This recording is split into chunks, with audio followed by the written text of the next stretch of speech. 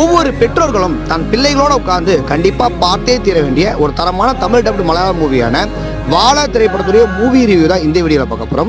வாங்க பார்க்கலாம்.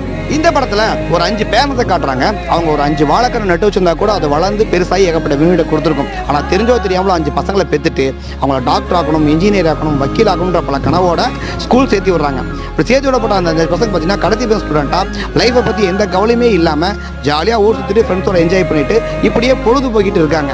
ஸோ இதுக்கப்புறம் என்ன ஆச்சு, அவங்க பேரண்ட் நடத்த மாதிரி அவங்க டாக்டர், இன்ஜினியர், வக்கீல் ஆனாங்களா, இல்லை இப்படி ஊர் சுற்றி உருப்படாமல் போனாங்களா அப்படின்றத ஃபுல் அண்ட் ஃபுல் காமெடியோட எமோஷனல் கலந்து ஃபீல் குட்டாக சொல்லியிருக்க திரைப்படம் தான் இந்த வாழை திரைப்படம். நிறைய இடத்துல உங்களை சிரிக்க வைக்கும், சில இடத்துல அழ வைக்கும், எமோஷனலாக கனெக்ட் ஆகும்.